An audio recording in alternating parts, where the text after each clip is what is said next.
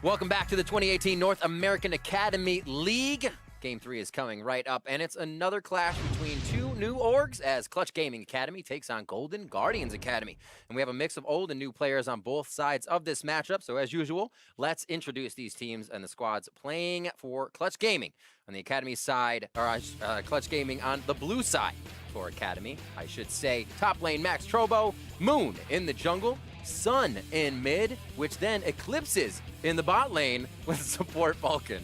And the most astrologically focused team here on the other side, on the red side, is the matchup for Golden Guardians Academy, who are starting with top lane Jenkins, jungle Potluck, in the mid lanes Bobkin, bot lane Jurassic, supported by the veteran Xpecial. I know that guy. Yeah, you might have heard of him. I have seen him before. So Clutch Gaming has said publicly that they are in the process of building out advanced metrics for scouting players, but they have, but the rookies they have brought on to Clutch Gaming Academy have been scouted through traditional means, so things might ramp up. Yeah, it was the kind of thing where there was a lot of hype around the metrics right away and then kind of pulled back to be like, no, we just do what most other people do. We're looking into that stuff. Anyways, Clutch Gaming are utilizing their Scouting Grounds draft pick of Vulcan in the support position and are giving Tempo Storm substitute Max Turbo a shot here in the top lane. And so that is kind of the foundation of some of their academy team. Obviously, Moon and Piglet are going to be the veterans here, but he is still waiting to return to the United States. And Eclipse instead will get a chance to show off his skills in the Scouting Grounds, where he was originally drafted by Cloud9 under the name of Ash. So he's someone you might have seen around before, but with all the name changes going on with Clutch Gaming, some of these guys you might not know that you actually recognize. Right, and they're facing off against the Golden Guardians, who are also running a team of rookies led by a single veteran with lots of experience in Xpecial. And despite being a lot of other rookies, two other players to look out for here are Bobkin and Potluck. Both players played in the collegiate scene previously, where they were playing for University of Toronto, and they finished second place in the college championship series. And in the same way that Golden Guardians have brought on High to lead the main team of young guys, they're doing a similar idea here with Xpecial, looking to guide these guys and elevate them to the next level of play. Well, sounds great. I mean, Xpecial obviously been there for quite some time, and from the bot lane, you have a little bit more room to kind of give up what's on the map. And while some players might be disappointed to leave the LCS stage, Xpecial is excited for his role on the Golden Guardians Academy roster. When I was on P1 with Mike Young, I was like, wow, like Mike is super motivated, like he wants to do well, and then I try my best to help him, and I felt like he really was receptive of it, and he was really grateful for it. He, you know, we talk still sometimes, and I'm really happy that I was able to help him in his early time, and I want to do the same thing for these guys and be there for them early, help them, guide them, teach them what I had to go through the hard way, and give it to them on an easy platter, and just help them be the best players they can be. And if I can do that, I'll be super happy. And now the hope is that these players are kind of that moldable experience that Xpecial is looking to give them, and that's what they're there for. Yeah, I mean, it's hard to think of a better veteran to learn from than Xpecial, who has been all over the place. I mean, started with TSM, was a fantastic player, went super far in international events with them, and then became, you know, a huge threat in the LCS, always seemingly being CLG's kryptonite. He has such a storied career. Very true. Yeah, such a storied career that, you know, if you get paired up with this guy, you feel like you're going to want to pick his brain a fair amount. Absolutely. We'll see what he can do now in that bot lane with Jurassic on the side of Golden Guardians Academy. Jarvan getting banned out here as we are in picks and bans for Game 3. Thanks for sticking with us. We got a few more to go for the day as the Academy League kicks off here for 2018. It's a very exciting time. Get the first look of what will hopefully be the future of player development here in North America. And a lot of new names in this game. The other games had a couple more, you know, veterans and even people who didn't qualify under like the veteran status, or people you had seen a fair amount before. Right. Here, it's a lot more new players. I mean, Moon is probably the only guy with Xpecial that you're going to recognize. So, you know, 80% new players here in a way of thinking about it. And you can tell Moon is in the Game 1 by his name. It's pretty easy, but Evelyn ban on the side of Golden Guardians. Yeah, definitely a little bit of a tell when you saw that. He absolutely tore the LCS apart a little bit when he got that champion. So people don't want it. It is a meta right now, actually, in some way. It's not quite as popular as something like a Jarvan or a Sejuani, but it's getting played in regions across the world and has a fair amount of early game impact. Yeah, very true. Kind of getting charmed up. You're like, nope, get away, run, back, back, back, back. Becomes such a common word now whenever that happens. A little terrifying. Kalista Rise Jarvan, as we saw on the side of Clutch Gaming. And a final ban here for Golden Guardians. What do they want to take away? What do they feel Clutch Gaming will prioritize? Oh, we'll have to see. It will be Zoe again. We've They- seen a lot of Zoe bans. But that Ornn, it's left up. The Ornn is up. We'll have to see how highly they prioritize it. Kog'Maw being another thing Also that left up. had seen a lot of attention. Gonna go over here first pick. Ornn is interesting because I think a lot of people in North America see it as like this all power for top laner, but we've seen it in Korea, for example, often falling to the second portion of the draft phase. So here in North America, we'll have to see what they choose to do with it. Side of Golden. Maybe. Maybe. 3 seconds left on this. Potluck has the choice after.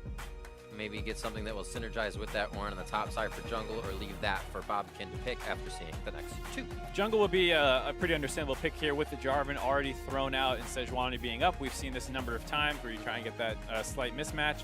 But as we saw Katie improve, you know, it's not just a draft strategy. You have to execute on it as well. And if you get forced onto a Kha'Zix, but you get 6 kills, did they really punish you? I don't know about that. No. That's the rope-a-dope. You think you got him, they just come right back at you. Braum locked in. We see these final two, I should say, for first phase here. Moon and Sun to lock it in. Pretty interesting story between those two guys.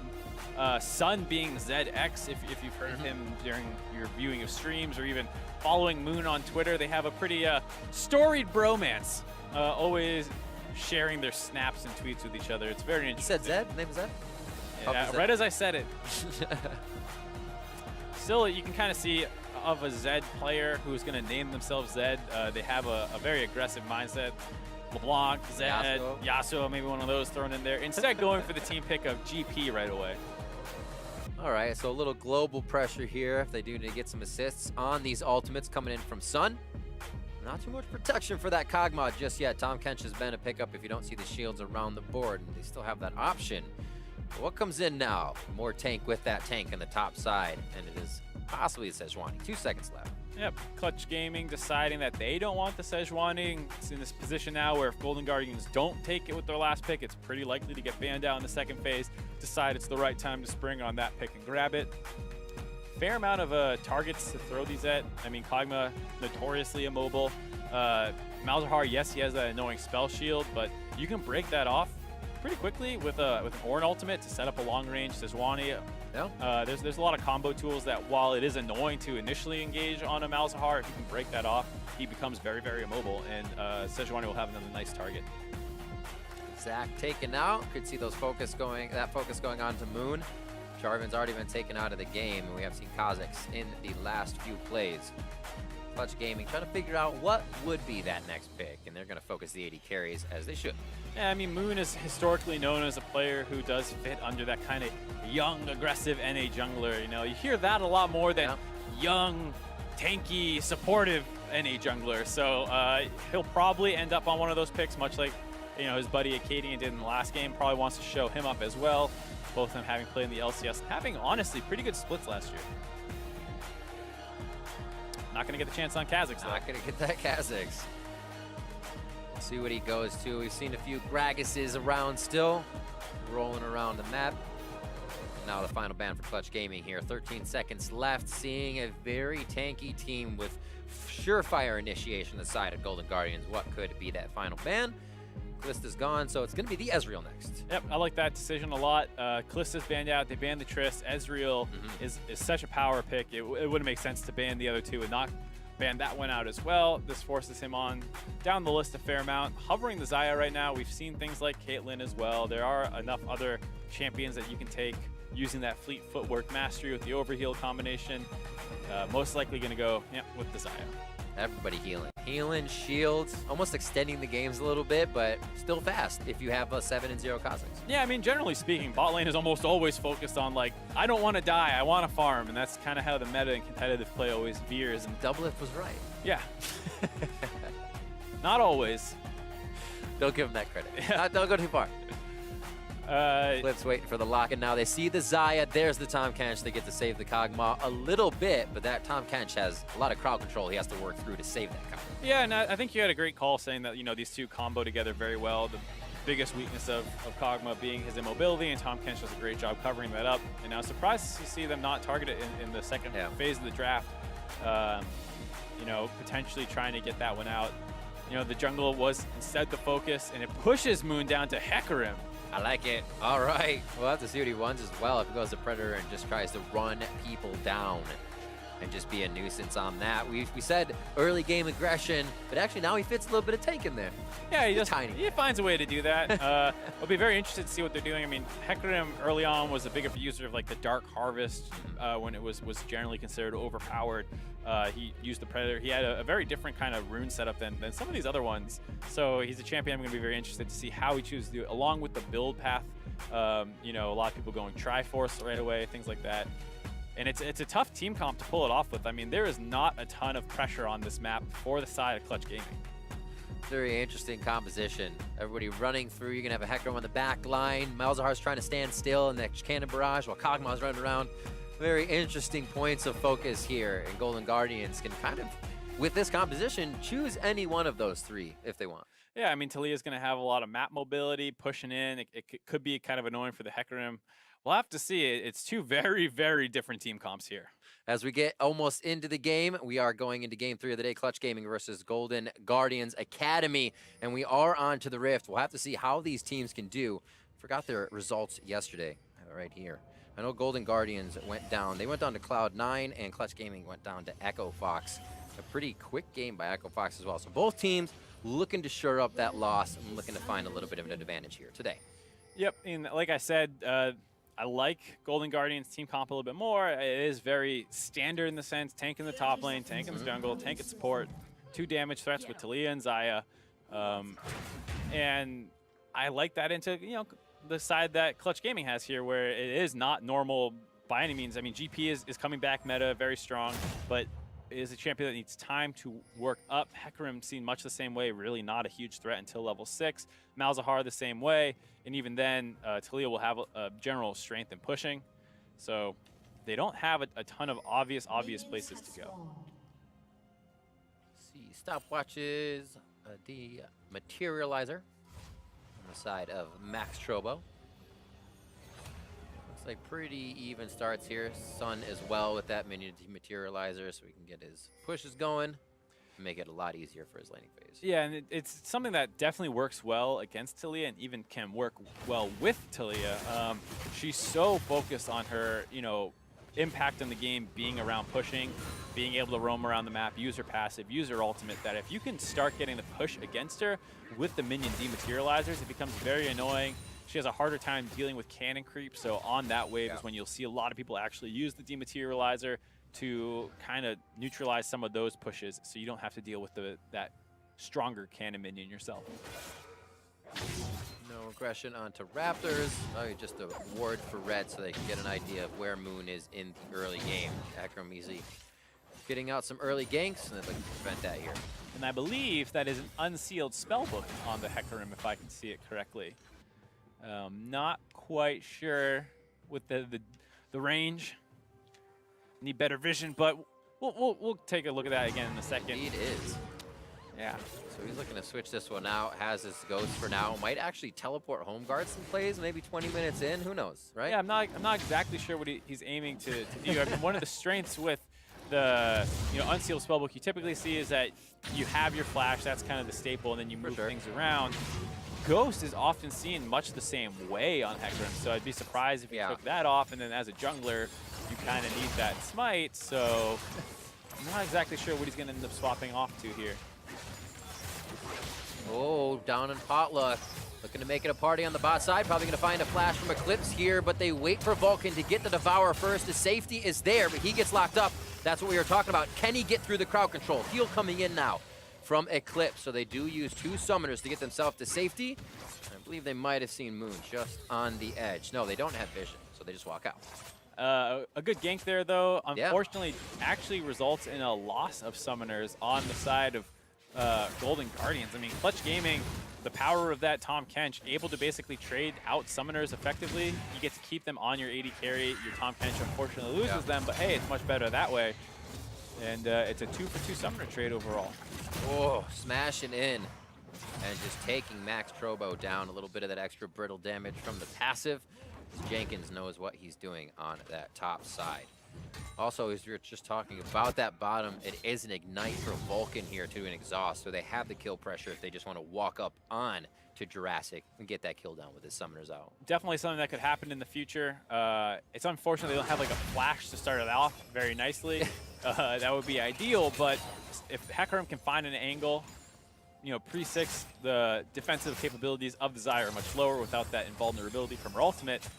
Hecarim gets in there, knocks her back. Very easy to follow up on that with the rest of Tahm Kench's abilities. Looks like Jenkins already got himself a quick purchase. Takes about 4 seconds in lane. He's able to just kind of hang out if he's not taking damage to be stopped from that. And Ornn does Ornn. Yeah, Ornn's doing Ornn things. Surprisingly, having a grasp as opposed to unsealed spellbook is something you often see with the Ornn's take. They can win a lot of lane matchups very, very strong. So you see them take Ignite to increase their kill threat. Right. Sejuani wanted to go up there and gank against the GP. It would be a very powerful combination, and then they'll swap it later for the teleport. And even in some losing matchups, you see them take Exhaust instead with that unsealed spellbook. Here, going for, I guess, a little bit less of a feast or famine kind of route, you could argue, where you're going to get guaranteed value from that grass proc. But it is a little different than what we have been seeing frequently in some of the other regions with that Ornn pick. It's actually something that Max Trobo played against yesterday. I believe he was on the Vladimir, and still the Ornn came out on top. It was such a tough lane for him. So at least he's getting used to it. He'll know exactly what to do as the season goes on. Yep, definitely going to get more experience against that champion. Barring some nerfs, he's been left untouched for a little while now, though.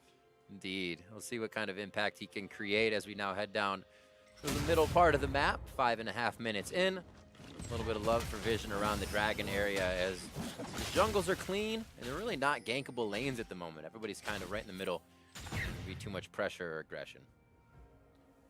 Waiting. In the wings. Indeed. And Sun already using all his minion dematerializers. They set up a potential play here. He's going to hide off on the side. And yeah, it was interesting, you know, CS is completely even. And I guess one way to look at it is, I have to say, even versus Taliyah.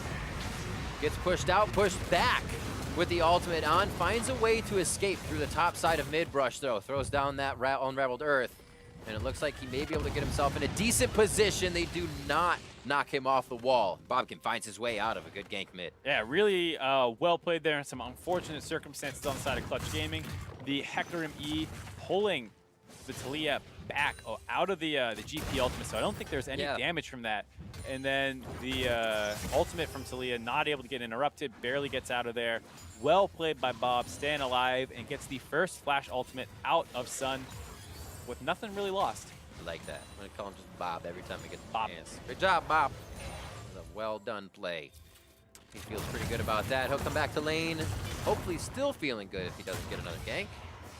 We see this taking a bit of a turn here as Jenkins goes in under a big wave. Get chunked out a little bit, but plenty of sustain available with the grass and the Doran shield on his side. So scary, those cooldowns as well. You really can't even approach. Focusing more with the Glacial Shroud to start things off so he can just keep spitting out spells and damage along with that brittle passive when it procs. A bit of a spike here we could see for Clutch Gaming coming in once a few of these Triforces are finished. Might be able to flex their muscles a little bit if they time that right. Absolutely, and already GP scaling up a fair amount, even in CS. Got that Sheen, got his Kleptomancy going.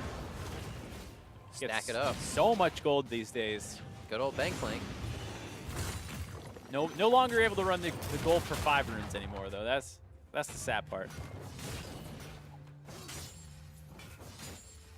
You can see there about a 400 gold lead, just off being Gangplank.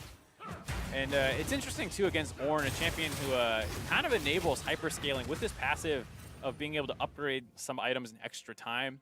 You know, it's something that doesn't factor into every competitive game. A lot of them do end before you really get to see those extra upgrades coming in. But it is a bit of a nice safety net in some ways, where if you get into one of those hyper late game situations where your 80 carries maxed out, Can't do anything else. I've hit my max. it's like, yeah, you got a little bit extra gold now to throw at some items.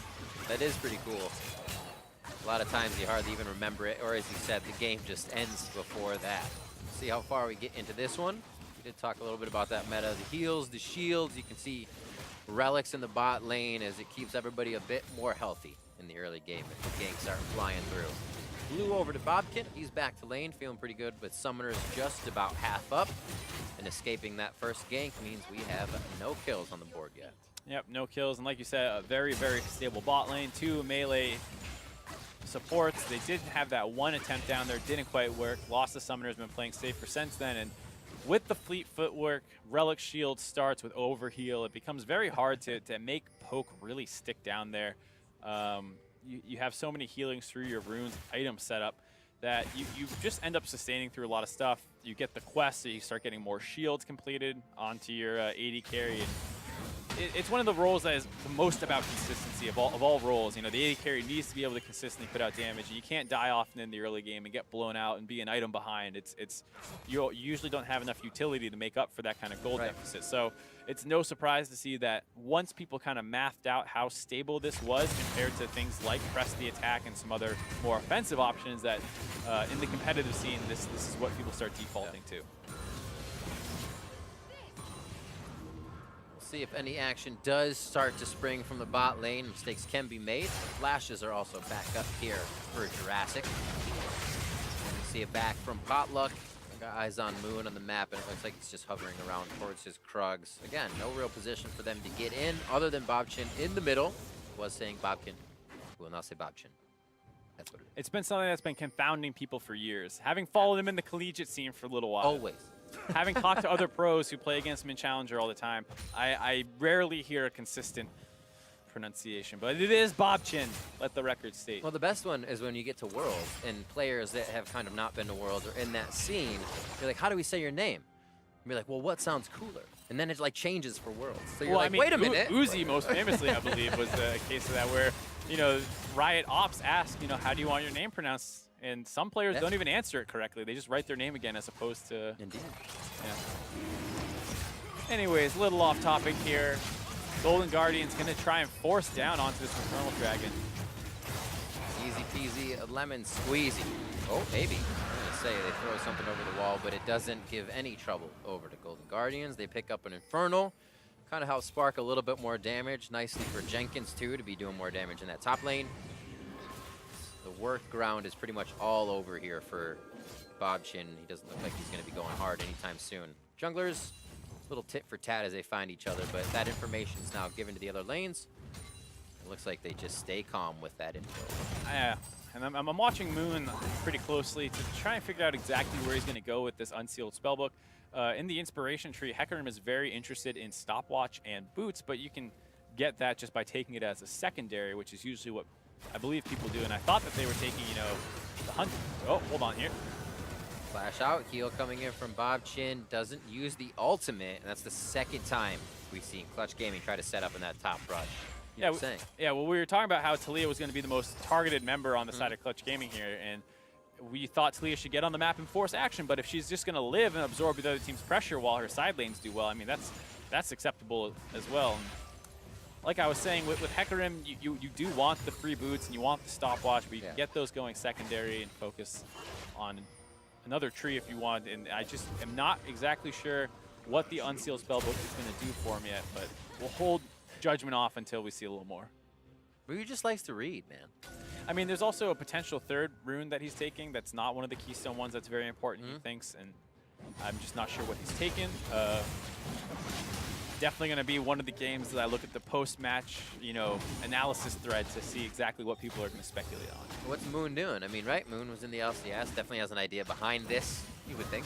I mean, he's always been a bit of an innovator. Absolutely. That's a good point. Yeah, he was really crazy on the Evelynn train for a long time, one of the only people to play it, and he dominated people with it, and it was, you know, his pocket pick. Maybe he's setting up Hecarim to have a similar reputation here in the Academy. It's going to explode. We'll see in a second.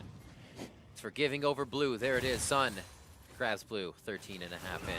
We are off and running. Well, we'll see what they can continue to pressure, as that has been very light from both teams here in the early game. It is a Mountain Drake, and Drake is already in favor of Golden Guardians. It looks like they are setting up that vision once again, just to have a little bit on red and figure out if Moon is ever leaving or crossing the river from his jungle. Yeah, like, pretty good vision control for both sides here. Hold on. That's that. I'll be okay to walk this path. I won't take too much damage. Get a little panic. Blood rate spikes a little bit for a second. Whoops. Oh, Potluck. Dangerous situation here, but he does have safety in Xpecial just behind him. Looks like he just wants to harass a little bit and call attention from the bot lane. Starting to get a little bit of movement here, but it doesn't look like it's going to put anybody in a scary situation. Sun a little late on the roam, but he was there if need be. Right, and 15 minutes in, both AD carries hitting their first major item power spike, with the Ginsu's on the side of Clutch Gaming's Eclipse. And we have Jurassic grabbing that Essence Reaver. And so far, it seems like he's had the push advantage, which is why you see a little bit more play focused on the bot side, on the side of Golden Guardians Academy, trying to find a way to break this game open. Potluck returning down there again, but it is just so difficult to find that backbreaking play that we saw last game, but against Tahm Kench. 1, 2, 3 on this bot lane turret. Good bit of damage as they actually throw down the cannon barrage. A rotation as well coming in from Gangplank. And Potluck looks like he's going to be going down. They are going over to Xpecial, but they say, nah, just kidding. We're going to turn around and take him down. First Blood going over to Clutch Gaming, and it's the ultimate coming in onto Bobchin in the mid lane. He gets himself to safety just in time. Malefic Visions, and here comes Max Trobo for the kill. Max Trobo getting involved in 2 lanes that aren't even his own right away on GP. Abyssal Voyage to the mid lane, get this cleared up, and get the turret pushed. Really explosive, you know, kind of mid-game here for Clutch Gaming. Golden Guardians are a little telegraphed in their play down the bot side. They have the GP ult to dissuade the push coming in. And then Xpecial gets tagged with a couple too many stacks of the Tahm Kench passive, allowing the Flash Devour to bring them back into Moon, who was collapsing. So here you see him starting out, the GP ultimate comes in. They realize they can't continue this. And, excuse me, it was Potluck who had the 2 stacks on him. Gets the 3rd applied. And now the Flash Devour is able to set him up, spit him right back into Moon, who's coming in, while also Potluck trying to survive with that stopwatch, doesn't get it. And during this time, it looked like Bobchin wanted to get involved, but Sun had that cut off, and Max Trobo, not even in top lane, roaming mid. There it is, Max Trobo making use of that Triforce build as well. Just got it, said my lane's a bit pushed. I'm gonna roam after that cannon barrage. Comes up nice, like you said, 1-0-1. Didn't have to participate in more than one fight. Yeah, great map play overall. I mean, it's pretty easy as GP to fall into this mindset of like, I'm farming, I'm happy, I farm faster than other people. Can't wait to queue or barrel someone. Yeah, and oh, you need help in the bot lane? Okay, I'll ult down there, but it's not common to see that GP roam, and it really caught Bobchin off guard. The Talia wall. He throws it out. Oh, Eclipse not on the right side of that one. He's going to be a sad puppy, but just enough range there for Vulcan. Acquires a safety taste for Eclipse and devours him. Saves the flash on Eclipse yet again. Very nice to see, but the turret does drop, evening that out, resulting in a 1K gold lead for the side of Clutch Gaming Academy. And a plethora, however you want to say it, put the syllable where you want, of pink words now coming in the side of Golden Guardians Academy. We'll see where they place those. Quite telling if they place them forward, things they want to protect, or if it's just for kind of keeping their jungle under wraps. And right now, it looks like they're a bit forward, but definitely protected. Yeah, I mean, Mountain Dragon just respawned. You think Fairmountain's going to get allocated there, but hold on. Oh, hello! The Abyssal Voyage right under the feet of Bobchin. It was almost like a fish chum the waters. Potluck already used that stopwatch earlier. He goes down.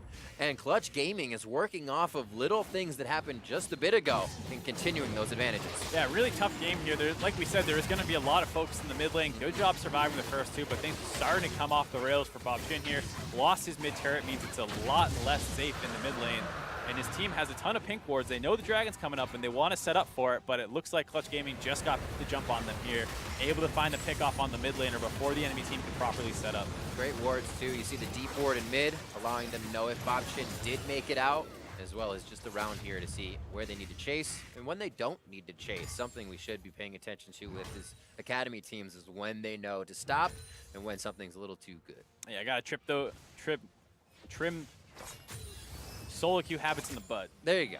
That's what I was trying to get at. Nib? Nip. That's There the you word go. I was looking for. Got it. Yeah, and that's one of the things. You chase all over the map. You got to learn not to do that there. Be happy with that 1-2 kills and go to that dragon. Yep. Get the objective, reset on the map, and keep the pressure up. Jenkins, pretty quiet game on the top side. Does have a 30 CS lead, but not the map pressure we've been seeing from Max Trobo. Still Ken Orn. We'll have to see what happens when he gets out of lane. That's actually just happening now with a few of those turrets falling. So we'll see who has the better map movement here to set back up, kind of start to control this mid game. 4-0 puts Clutch Gaming in the driver's seat. Absolutely, they're going to have pressure for a good bit here now. But we've seen that before in the first game of the day. TSM had pressure, quickly lost that when they started moving to flip their vision priority to the Baron area. It's still a little early for that. But teams having the bot turret down, now Clutch Gaming focusing on the top side. Both Triforces now done for Moon and Max Trobo. Doesn't look like they're synergizing those at all, as they're just going to pick up the rest of the resources on the map before they move forward. They were just behind their red to keep things safe, and the top laners now to the bot side of the map. See how this push starts to work it out. Teleport's becoming a little bit more important now as we get to that 20-minute Baron mark.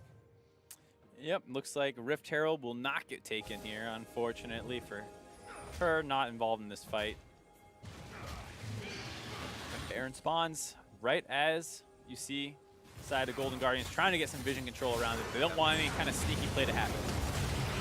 Sun's been the one to activate, and they actually say from Clutch Gaming, we want this fight. You have walked into the frying pan. Clutch Gaming turning this one around, one barrel set down, but it looks like, again, they call it off. They say we may have a little more damage, but we have positioning now, and they'll use that. And they're going to start off this Baron as well. A lot of damage here on the side of Clutch Gaming. Basically, all 4 members that are not support have great Baron damage. They're going to start trying to focus this one down. It's working. Talia trying to wall them in. Walled in, they're dodging out a lot of the damage, but they need to block the wall to get it back. Call the Forge God in, both knocked airborne, and the damage is huge. Moon's able to capitalize on a few health bars, but Clutch Gaming is falling left and right as the Golden Guardians are able to find the primary targets. Gotta watch for Sun coming back in from the line. Max Trobo can't even get in to put another barrel down, but there's the Q he was looking for, and isn't even the benefactor of that kill, beneficiary I should say. They are able to pick up a few more kills and an overall 2 for 3. Still going on to Max Trobo, gets the orange in. Everything's gonna be okay. Trade of flashes there between top laners on the tail end of a 3 for 2 in favor of Golden Guardians, but the Baron did go down. Nice Talia wall to try and kick things off. Ends up breaking it to allow his team to get in range, and then a good Ornn ult to kind of get onto the double backline members. This is what we're saying about why Ornn can work really well into Malzahar. First can break the shield, and the second half will do the knockups. They finish the Baron off, but they've all gotten down fairly low, and Bob, Chin, and you see Jurassic fairly healthy. Bob starts getting focused down on by Vulcan. He'll eventually drop as Sun finishes him off. That's going to allow the flash over by Jurassic to pick that one up. Overall, really nice play by Golden Guardians. They were just not quite able to punish fast enough. If they could have got the Ornn ultimate in there just a little bit faster, maybe they can get some DPS down before that Baron dropped. Well, Clutch Gaming now working with a bit of that for 2 more minutes. See where they can put this pressure. Top lane's gonna be pushed out, or pushed in, I should say. That's Max Trobo going up there. So even with this fight here, they could have a turret on the other side. Moon throws down the ultimate, and the onslaught is enough to pick up another kill. Potluck's forced to run home. Yeah, Moon's been pretty on point here with his Hecarim ult. In the fight that led to that Baron happening, he initially had a really nice charge, forcing people back into the GP ult from the Fear, and that kept a lot of damage down on the Potluck, which eventually led to that kill. Smites down in that Baron 4 situation. Once again there, finding good angles onto members of Golden Guardians Academy. Again, great use of that power spike here coming in from top and mid lane, and it does not look like they'll stop just yet. Stepping forward, it looks like the fight is being tempted. Eclipse gets knocked in, devoured immediately, and this is the danger he can play with on the front line, but they also have to leave a little bit to escape. It looks like they'll have that distance. Scary situation there, but a nice save by Vulcan. Keeps him alive, but they felt enough pressure to not want to keep going down on that mid inhibitor turret. Gonna reset. With only a minute left on Baron, they might not have a chance to actually break a bot, or excuse me, an inhibitor turret here.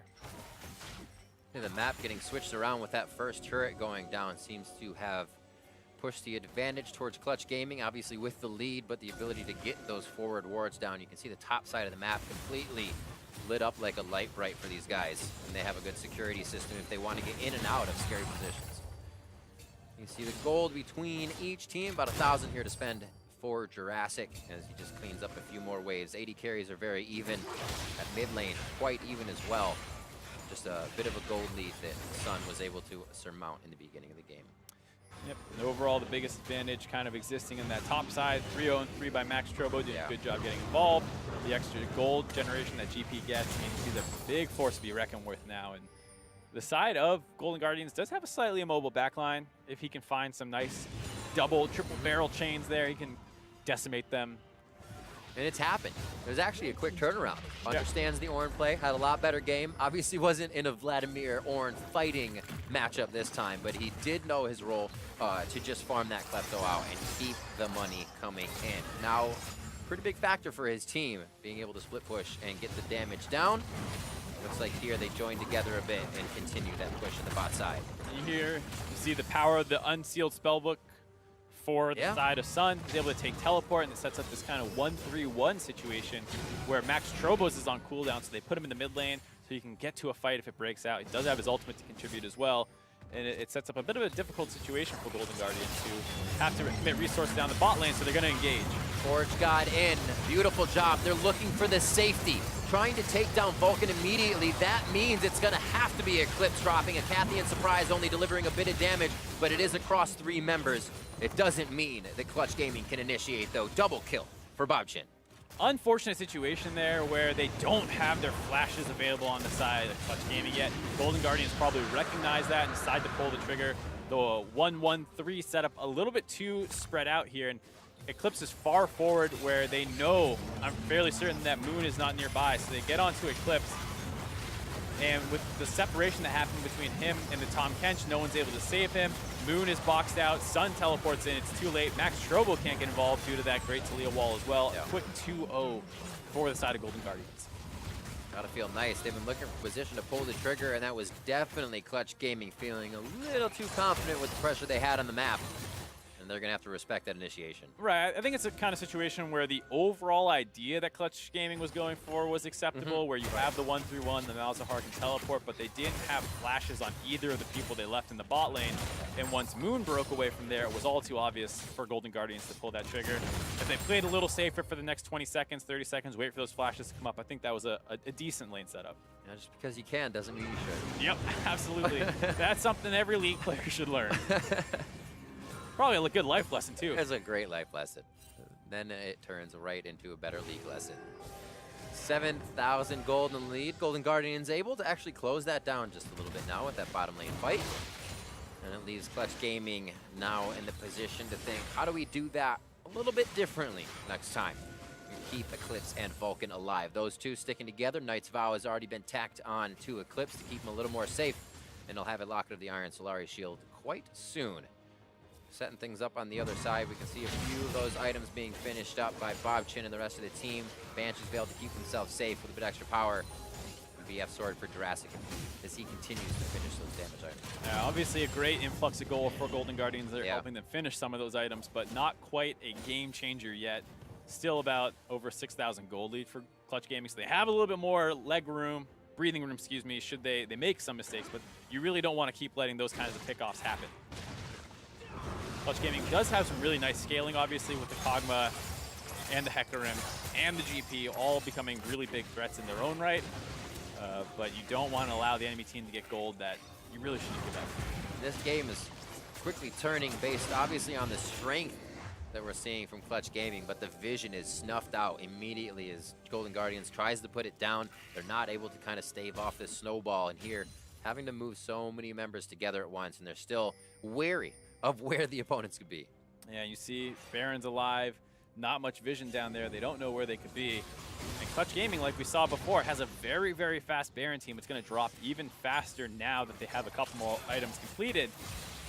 But instead, Moon's wrapped around the flank, looking like they're hoping to bait them into a fight, opting to go for that instead of just the Baron Force, which is much safer. They're kind of considering somebody's going to walk here. They'll ward. One person will get the catch.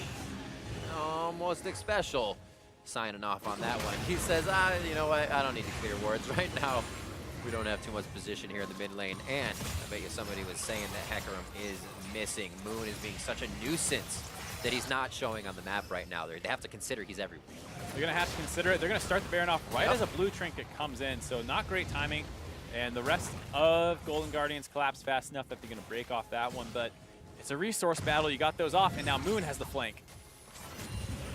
Flank and also frozen up, doesn't find too much, gets to the back line, but the back line is the front line of his, so he's really not doing too much damage. They are able to lock down Potluck, drop him out of the fight, and now they're going to deliver even more of their own damage, turning it into a true Potluck. It's now onto Jenkins, and he will be going down in the Ornn. Max Trobo doing the bit of damage.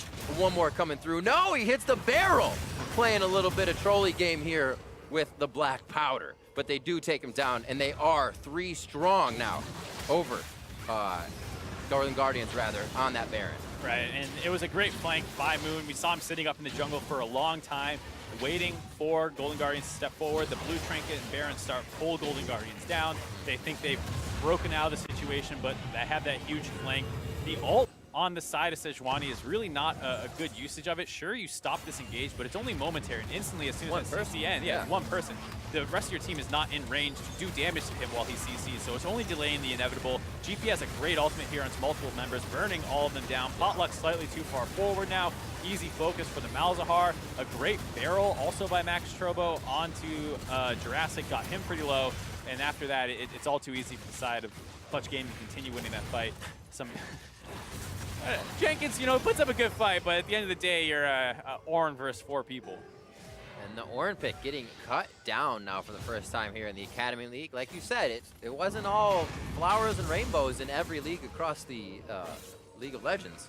And here we actually seeing it take a little bit of a tumble. Yeah, it's a champion that I think people might be overrating a little bit. It is obviously powerful and probably one of the premier tanks in the top lane, but you do need to make things happen with it. Yeah. And you can look at potentially, was the grasp the right rune keystone choice? Perhaps not, and it's now snowballed to the point where they're trying to push down this inhibitor. Wall goes up, Paul the Forge God goes in, and it looks like they have the mid and bot lane here. Sun goes down, Moon as well, and stars are falling out of the sky here. Eclipse in a very good spot, and he could overshadow the fight if he stays in a good position. At 14 and 7, they are able to take down the inhibitor turret, and now they are starting to crack more of the base. At this point, Eclipse is a monster. He has a ton of items completed, and while that was a great chain CC combination by the front line on the side of Golden Guardians, you did not end up taking down the Kog'Maw, and at this point, it's too little too late. And you can see the idea here of how powerful Golden Guardians team comp can be.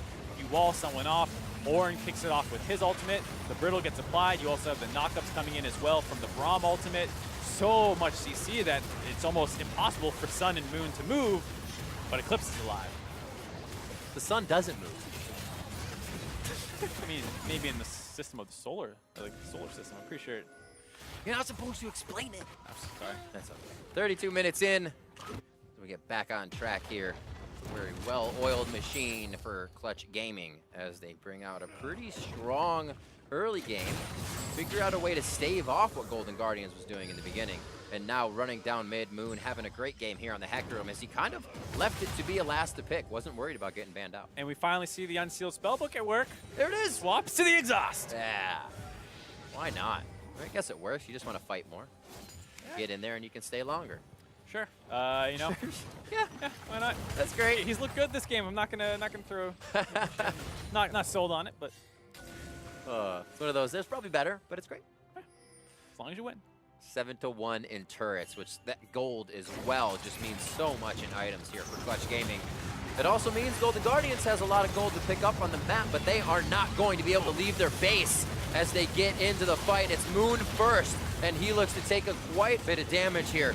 Does not go down just yet. Potluck able to take him out, but so many resources were used that Clutch Gaming is always getting something else, even if they're losing just a little bit. Yeah, just too far behind here on the side of Golden Guardians. Moon trades his life out after he sees Jurassic pop his ultimate a little bit early, But it doesn't matter that you're trading your Hecarim out if it's for the enemy AD carry. Eclipse gets chunked out a little bit, but he's perfectly fine. And him and Sun are able to take their second inhibitor of the game before rotating up to the top side to continue this push. Out to the high side. See what they can do here. Special. Just trying to taunt a little bit. You get in front of the turret, say we can kind of jockey around for positioning, but it doesn't look like Clutch Gaming is giving much consideration to any positioning here for Golden Guardians. They continue to push through, and they'll CC whatever target is right in front of them, or until it goes down, I should say. Yeah, and they're able to stand strong enough to force them away from the inhibitor, Yep. but the turret did go down. We're going to see a quick reset here out of Clutch Gaming before moving back up to the top side. And even to say, hey, we can do that without Moon. These guys, they're Yeah. feeling good. Like, we can stay. He's one of the few true frontline members here, him and Vulcan, so obviously he's more than capable of pushing through with only the Vulcan alive. Kind of went for, yeah, he's Cinderhulk with Triforce, but then back into the armor. So he kind of had that moment of, I'm huge, but now I can be that frontline tank again. Yeah, I It's think so great. Yeah, it's something that Hecarim does very well with his base damages. You For get that sure. Triforce, and you're generally fine to build relatively tanky the rest of the way. Like we knew with the game playing in the top lane, not particularly tanky. You know, probably index a little bit more into tankiness than he would do in other situations, and that's what can make Hecarim a great pick is some of the flexibility. But he did have a pretty good early game. Nothing happened, which is ideal that we were saying for this team comp, where they didn't have much pressure anywhere but mid lane at 6. And then even after the first 2 ganks didn't work mid lane, the rest of Golden Guardians hadn't actually pulled the trigger on anything yet. So they played this game probably too slow, all things considered, as the GP scaled, the Kog'Maw scaled, and the Hecarim scaled. And the hits on Bobchins finally started coming through one after the other as well. Sun had flash up, Moon was there again, and Bobchin went from a very even lane to quite behind. Here, Moon feels pretty aggressive and good enough to get into the fight. Nice block off by Bobchin. I don't know if they can deliver the damage though. Moon right over the wall to help the team on the front side, and Vulcan on the back side. Sun and Eclipse trying to fire in here. They're just getting an acquired taste for Jenkins right now, forcing the flashes on the other side of Golden Guardians. But it's the fight that they were focusing on. The minions are doing the work so far, and they're looking to put the final touches on the base, but very, very careful about it on the side of Clutch Gaming. Yeah, Moon went down in that engage. It was a really nice setup once again by Golden Guardians. The wall putting 3 people into a corner, which leads to very easy Ornn and Braum ultimates that stack up and keep people locked down, allowing them to kill Moon and get out alive. And while the inhibitor does drop, they do stay alive. Double Nexus turrets still available, so a bit of a better position than we saw in game 1. These fights are getting a lot longer here for Golden Guardians. You got the Warmog being built up, as well as the Adaptive Helm to help from continuous Melzahar damage. It's basically just Eclipse that's going to be chewing through these guys, and we see the fights lasting a little too long for him now. Yeah, I mean, you factor in the CC, if they're able to land on Eclipse, that's DPS downtime, and so that's what's allowing Golden Guardians to find these kills. They're going to have to clean this up a little bit here on the side of Clutch Gaming if they really want to finish this one off, but they have such a map advantage now. With that goal lead, it's very difficult to see them losing this game. A 12-second Baron should be a sweep up, maybe even. They don't know that Golden Guardians have left their base, so this would just be a fight they don't even need. Go ahead and get the vision necessary if they do want to go for it. A pick or back to Baron. Looks like it could be the pick. Youmuu's on. If they can get a slowdown from the barrel, it is onto it special, as they have the call for Jenkins coming over from the top. Whoa, flash forward onto Palak, one of the tankiest members on the team as well. Call the Forge God. Going just a little bit wide, hitting onto Moon. It looks like they're able to get that damage in. Quite a bit of miscommunication there from Clutch Gaming. Unless that's what they wanted, and it was just a little interesting. I would hope that was not exactly what they wanted. That did not turn out so well. Very touch-and-go fight there, where absolutely Sun ends up way ahead of his team, loses his flash, needs the Tahm Kench to come in and save him from getting CC'd back on. Moon is not actually in position where he's been flanking great all game in these more open fights, but not quite set there. So by the time he's trying to come in, Ornn's ult dissuades him. And Clutch Gaming have to disengage here. Might lose their mid turret for it. I was going to say, this would be a perfect time if they would be able to rope Golden Guardians around because of the minions in the base. But like you said, all that map pressure just lost. They got to rethink the situation now. And it might be just another Baron. 2 of those vision wards down for complete denial if one gets taken out. But it is a 50-50 mark. Yeah, and this is look like the teleport's going to come in a little late unless Clutch Gaming slows the Baron damage down, which they do. It's now a 5v5 standoff yet again, but they did get the teleport out. Another minion wave going into the base with super minions that will take down that left Nexus turret. The teleport in from Max Trobo to the wave. They're definitely getting a Nexus turret out of this, and it will call members back. 2 turrets go down at the same time, and Max Trobo looking to get the back door. Not even a back door. He went right into the front on the TP as Golden Guardians was trying to stop the Baron attempt. Max Trobo with the final hit. Clutch Gaming picks up the victory. All right, that's a different way to end the game. Nice teleport backdoor there. After getting the Orns out, he swaps places with him. He's not there to defend. Able to push down both Nexus turrets and the Nexus by himself. How dangerous, and what a game for Max Trobo to actually come through from yesterday's position against a Vlad Ornn to his now GP Ornn game. Night and day, and he really helped the team from the top lane this time. Right, absolutely. And it wasn't just that final play there. Well, that's obviously a highlight play. He also was able to influence 2 lanes at once while roaming as a GP, which is something you just never see. So a monster performance here out of Max Trobo. Absolutely. Let's actually get that last replay up. I know it just happened, but it's always worth another watch here on the screen to see all this pressure going in, and then see you later. And he was almost in range too. If one of them flashed forward to hit, could have been anything. I think it was the kind of thing where it felt like Golden Guardians lost track of him here. They see, you know, the teleport starts coming in, and they ping assist me on the minimap, I think. That's their ping going down. They're pinging that he's going there, and they completely evacuate the Baron, but it's just too late. They have so far to travel. Their recalls are not that fast. He drops the ultimate to stop the Xayah. Talia's doing her best to get in range. Maybe could have ulted earlier if that's up, but it's too little, too late. And Max Trobo decides, hey, I'm going to end the game right now. Great little thoughts as well coming in, kind of taking a position for the team from the sub roster too. So showing some nice things with the pressure on. Yeah, that's exactly what you want to see out of these young guys, that they not only have the intelligence to find plays like that, but, you know, the gall to go for it. And that was a very big play, kind of the thing that you really look bad if it doesn't work out, but he pulled it off perfectly. Yeah, we'll look at another replay here. 29-30 in. A CLG solidified a lead with Baron at the 30-minute mark. And this one, you kind of just wonder, are they going to go for it? Are they tempting the fight? And it was always Clutch at this point tempting the fight. They were kind of behind the calls of Moon here. Yeah, very intelligent shot calling overall. Bait them into the Baron so that they're exposed to give Moon the flank. He was never even close to the Baron, so it wasn't really what they were focusing. Causes panic on the side of Golden Guardians. Throw that ult way too early at Moon. Potluck ends up on the other side of the fight now. Too far forward, gets suppressed. Max Trobo gets some good damage there onto Jurassic to set the kill up for Eclipse, and then after this, it's just the fight's completely broken down. People flashing over the wall, trying to live. Jenkins does his best to fight. He's able to get that shield up, live a little longer, but too little, too late. Too bad he couldn't make a GA right there. Yeah, just buy it in the shop real quick. Whole thing, well, at once. Use the coupon. Yeah, then you get up and die again. So looking at actually what is kind of coming from these games, obviously mentioning last game, it was Acadian, LCS jungler in the jungle, but here's Moon, somebody who is on that Academy team and will stay there, that's been in the LCS, and you see that veteran history coming through for there, pushed down to the Hecarim, didn't care, still something he plays. And you have to imagine that some of that shot calling was Moon saying, you know, I'm going to sit here in their jungle until they misposition. Right. Okay, they're not mispositioning. Go to the Baron, force them to come to us, and then I'll have the flank. And, you know, that's really good shot calling. That's the stuff you want to see more of.